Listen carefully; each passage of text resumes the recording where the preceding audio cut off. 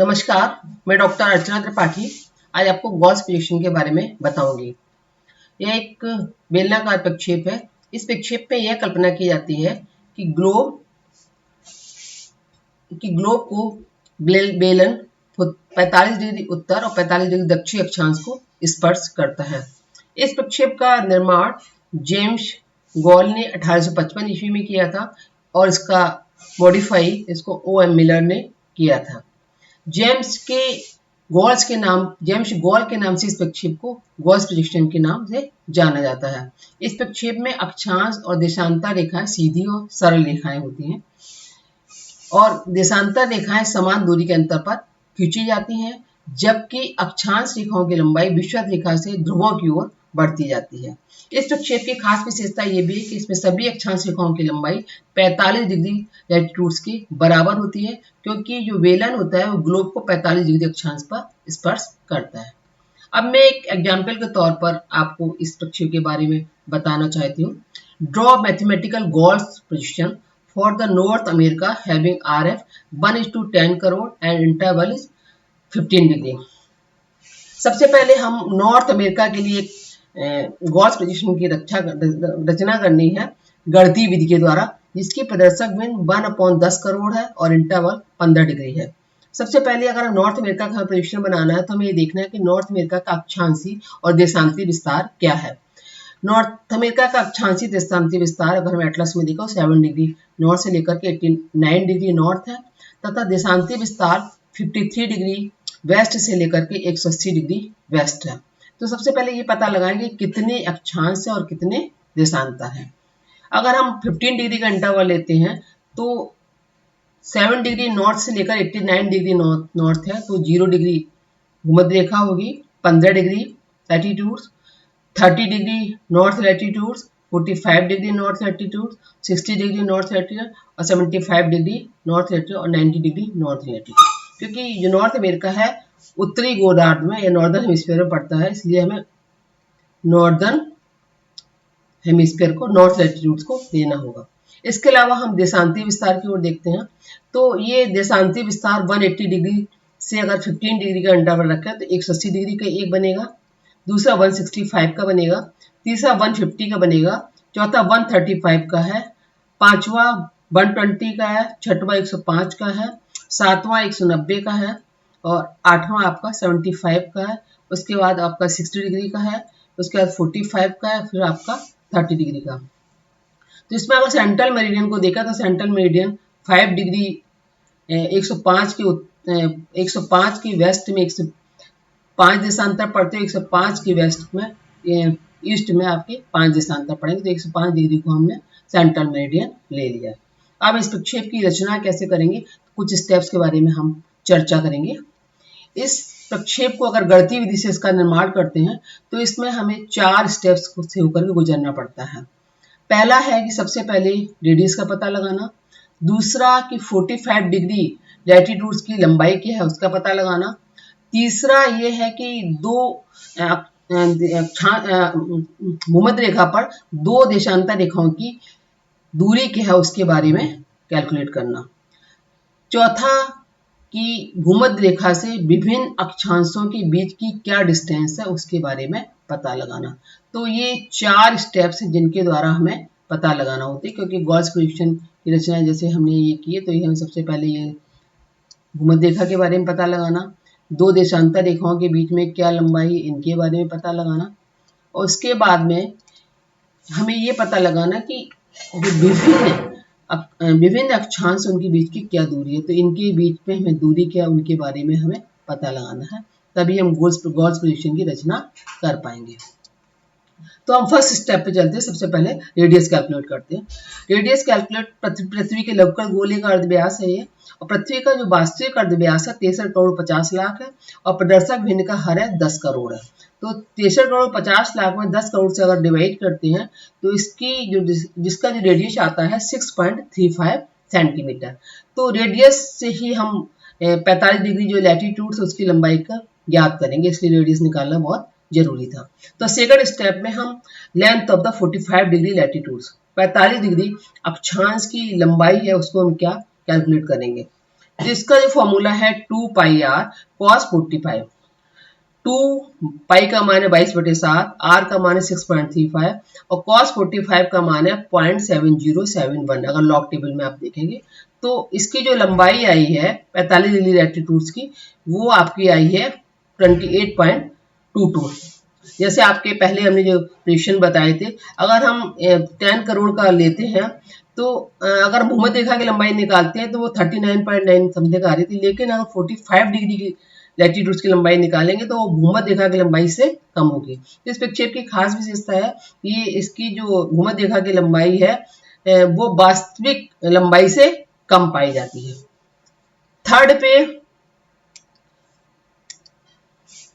Third step में हम distance between the two meridian on the equator, भूमध्य रेखा पर दो देशांतर रेखाओं के बीच की दूरी क्या है उसके बारे में पता लगाएंगे।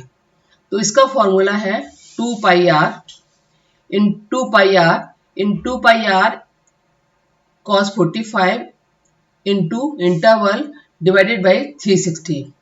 तो इसमें हम cos 45 को भी मल्टीप्लाई करेंगे। तो अभी हमने 22 पॉइंट अभी इसकी लेंथ निकाली थी 22.28, इससे पहले ये थी 22.28, ये 28.22। तो 28.22 में हम 28.22 में 15 को मल्टीप्लाई करेंगे और 360 से डिवाइड करेंगे तो हमारी जो लेंथ आएगी 1.18 सेंटीमीटर समथिंग आएगी। तो हम उसको दो देशांतर रेखाओं के बीच की हम लंबाई निकाल लेंगे। इसके बाद distance of various latitude from the equator. Fourth step है कि भूमध्य रेखा से विभिन्न अक्षांशों के बीच की दूरी क्या है वो उसको हम कैलकुलेट करेंगे। इसका फॉर्मूला है r sin phi 1 plus cos 45 degree upon 1 plus cos 5। इसमें विभिन्न जो हमने देशांतर जो अक्षांश रेखाएं निकाली थी 15 डिग्री की, 30 डिग्री की, 45, 60, 75 और 90 डिग्री, तो उसकी हम भूमध्य रेखा से क्या दूरी होगी उसके बारे में हम पता लगाएंगे। जैसे ये है भूमध्य रेखा से मतलब 15 डिग्री की क्या डिस्टेंस होगी, 30 की क्या होगी, 45 की क्या होगी, 60 की क्या होगी और 75 की क्या होगी, वो हमें पता लगाना है। तो 15 डिग्री को पहले कैलकुलेट करते हैं। 15 डिग्री लैटिट्यूड की डिस्टेंस भूमध्य रेखा से क्या है, 6.35 इंटू साइन 5 का जो साइन 15 का जो वैल्यू है 0.25882 है।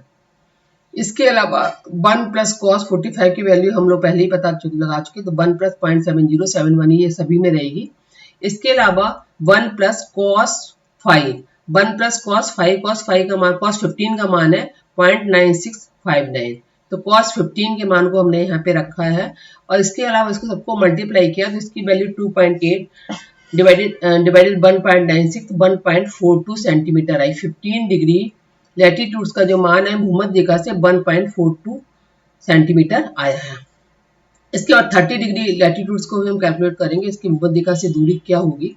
इसका भी 6.35 है, 0.5 साइन 30 डिग्री की वैल्यू है और यहाँ पे 0.86603 आपकी साइन कॉस 30 डिग्री की वो वैल्यू है, वो लॉग टेबल से देखी गई है और ये आपका 1.7071 ये आपका फिक्स है।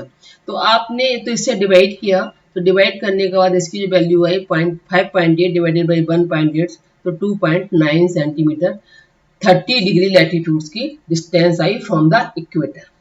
इसके बाद 45 डिग्री लैटिट्यूड्स के बारे में हम कैलकुलेट करेंगे, तो इसकी 6.35 हुई और 45 डिग्री लैटिट्यूड्स का साइन का मान है 0.70711 और कॉस का भी मान 0.70711 है। तो हमने इसको वो कर दिया, क्रॉस कर दिया, तो इसकी जो वैल्यू आई 6.35 में 0.70711 को मल्टीप्लाई किया तो इसकी आई डिस्टेंस 4.49 सेंटीमीटर।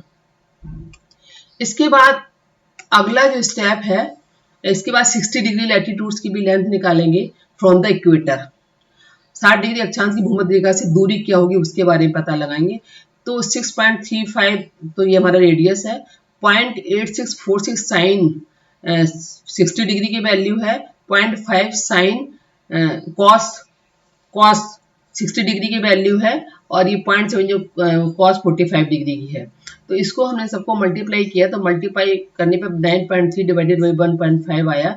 इसको डिवाइड करने पर आया 6.24 सेंटीमीटर, जो वैल्यू आई है 60 डिग्री लैटिट्यूड के भूमध्य रेखा से आई है।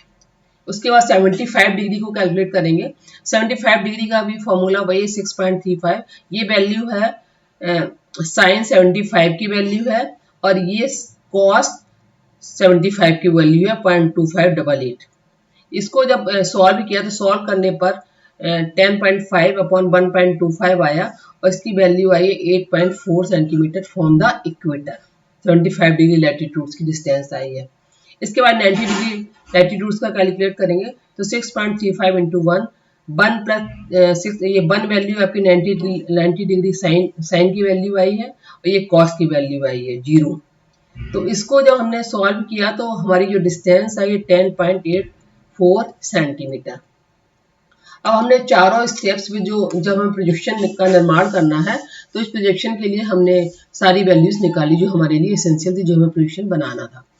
अब जैसे कि हमने पहले आपको बताया था कि हमें जो हमारे अक्षांश हैं 0, 15 नॉर्थ अमेरिका का बनाना है 0 डिग्री, 15 डिग्री, 30 डिग्री, ये अक्षांश है 0 डिग्री, 15 डिग्री, 30 डिग्री, 45, 60, 75 डिग्री और 90 डिग्री, इतने अक्षांश बनाने हैं। देशांतर रेखाएं बनाने का हमने बताया था कि ये देशांतर रेखाएं 1, 2, 3, 4, 5, 6, 7, 8, 9, 10, 11।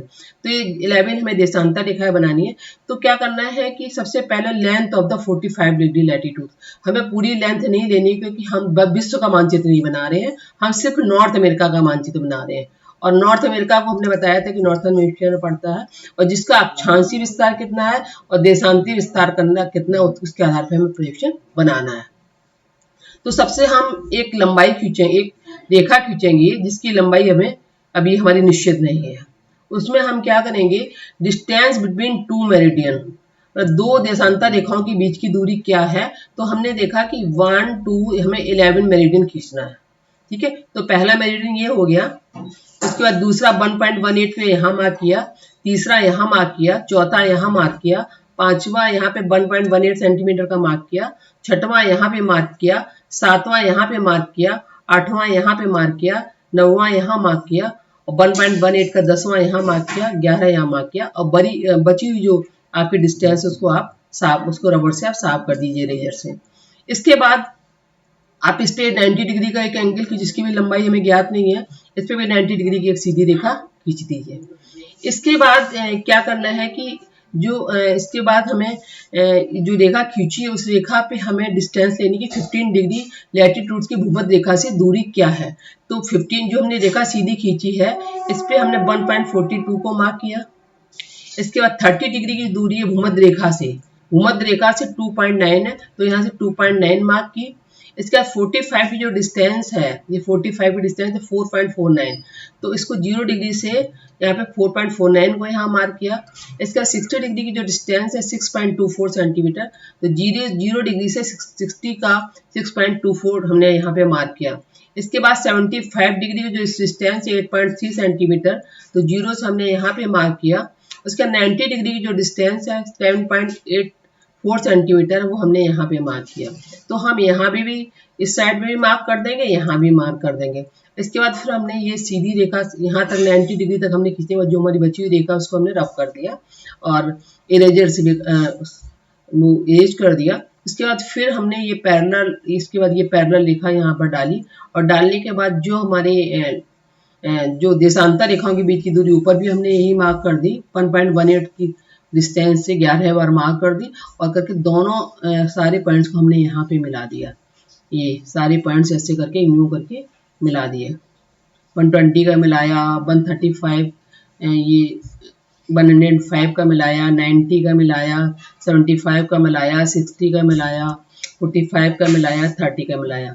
यहाँ पे 15 डिग्री का ऐड किया, यानी 30 डिग्री को उसको आपस में मिलाया, 45 डिग्री को मिलाया पॉइंट्स को, 60 डिग्री को मिलाया, 75 को, 90 डिग्री को हमने मिलाया। तो ये जो पोजीशन हमारा बना नॉर्थ अमेरिका का पोजीशन बन गया। उसके बाद हमने यहाँ पे 15 डिग्री को लिखा, 30 डिग्री लिखा, 45 डिग्री लिखा, 60 को लिखा, 75 डिग्री लिखा, 90 डिग्री लिखा। यहाँ पे भी 15 डिग्री लिखा है, ये 30, ये 45 डिग्री हो गया, ये 60, ये 75 डिग्री हो गया, 90 डिग्री हो गया। इसके बाद देशांतर रेखाओं के बारे में हमें लिखना है कि देशांतर रेखाओं की लंबाई क्या है, क्योंकि ये आपका ये ग्रीनविच रेखा है, ये ग्रीनविच रेखा 0 डिग्री है और ये आपकी 180 डिग्री है। अगर हम देशांतर रेखाओं के बारे में करें तो ये 1 से लेकर के यहाँ पे बढ़ती चली जाती है और यहाँ पे 1 से लेकर यह बढ़ती चली जाती है। तो ये ईस्टर्न हेमिस्फीयर में देशांतर रेखाएं आपकी यूं करके बढ़ती हैं और वेस्टर्न हेमिस्फीयर में आपको इस तरह से वेस्ट की ओर बढ़ती हैं, वेस्ट की ओर आपकी वैल्यू बढ़ती है। तो आपको यहाँ से लिखना होगा 30 डिग्री, क्योंकि मिनिमम वैल्यू है ना 1 2 यहाँ पे, तो 30 डिग्री आपको वेस्ट में यहाँ लिखना पड़ेगा।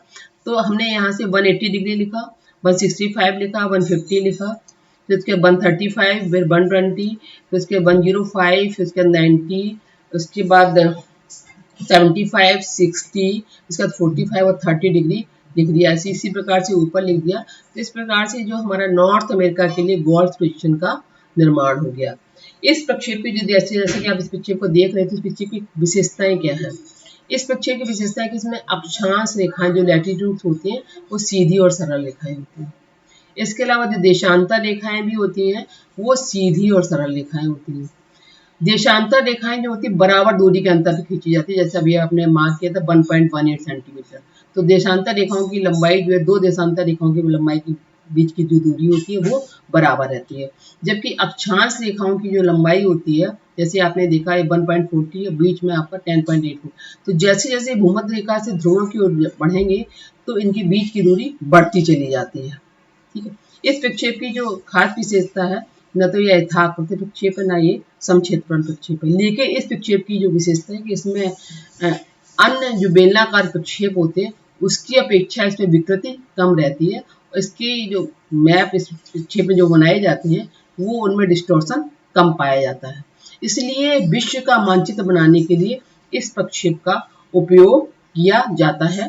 Thank you.